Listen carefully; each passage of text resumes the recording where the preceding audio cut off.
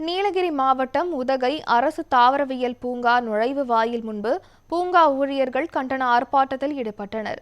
தோட்டக்கலைத்துறையில் 10 ஆண்டுகளுக்கு மேலாக பணிபுரியும் பணியாளர்களை பணி நிரந்தரம் செய்ய வேண்டும் உள்ளிட்ட பல்வேறு கோரிக்கைகளை வலியுறுத்தி ஊழியர்கள் ஆர்ப்பாட்டத்தில் ஈடுபட்டனர்.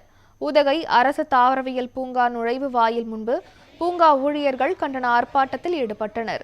பூங்கா மற்றும் பண்ணை பணியாளர்கள் சங்கங்களின் கூட்டமைப்பு சார்பில் கண்டன கோஷங்களை எழுப்பி ஆர்ப்பாட்டத்தில் ஈடுபட்டனர்.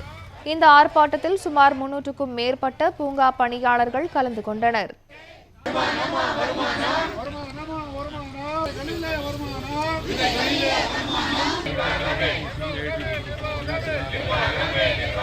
பஞ்சு